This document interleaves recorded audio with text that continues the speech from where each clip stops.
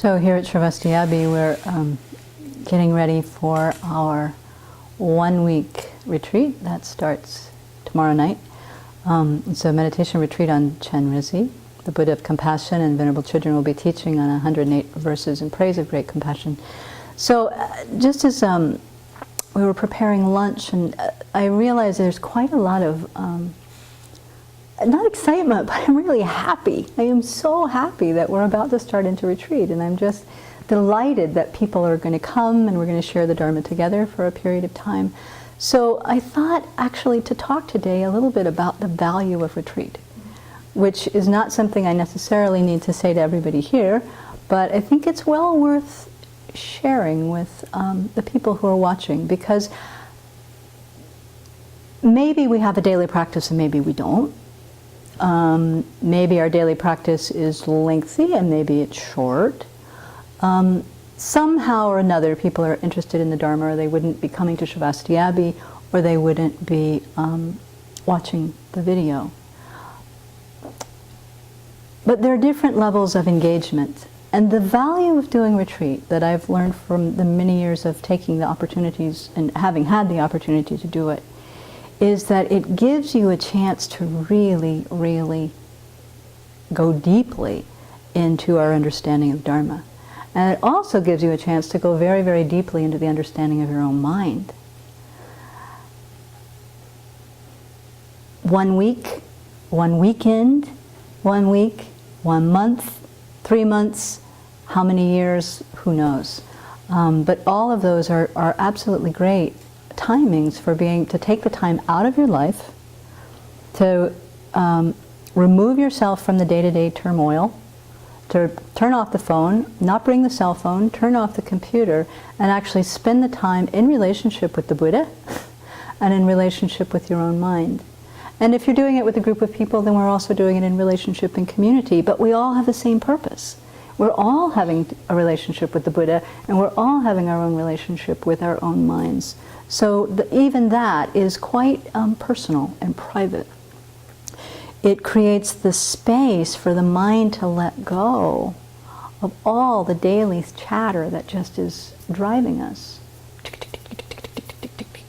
Let that set aside and really think about whatever it is, the topic of the retreat that we're doing. So I personally feel that a daily practice really starts to have some depth and meaning when we take the time to do retreat to support it. If you do 15 minutes of meditation every day, you do an hour of meditation every day, even you do 3 hours of meditation every day like we do here, it's still constantly invaded by the other things that we spend the rest of the other 20 hours of our day thinking about, all the distractions of this life. So first of all, I want to make a strong case for everyone to do retreat as much as they can. Venerable Children says that Lama Yeshe taught that if you could do 1 month of retreat each year, that would be really fantastic. That would really support a practice.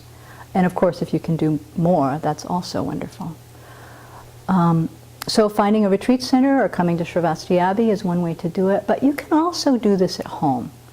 And that's the thing I also want to emphasize. It's helpful if you have some retreat experience so you know how to structure it. But even without it, people really can't get away.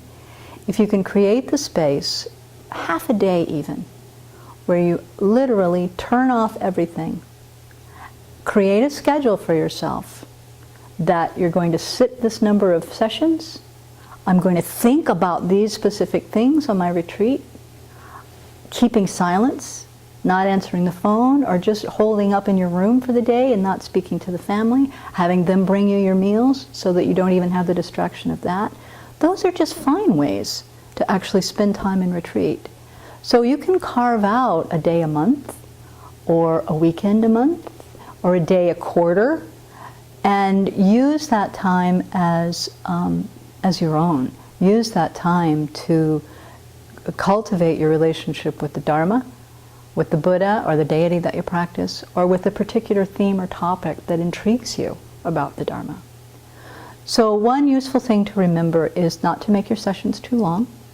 Whatever is comfortable for you. Our sessions here are 1 hour and 15 minutes, but you could do 45-minute sessions with 15-minute breaks.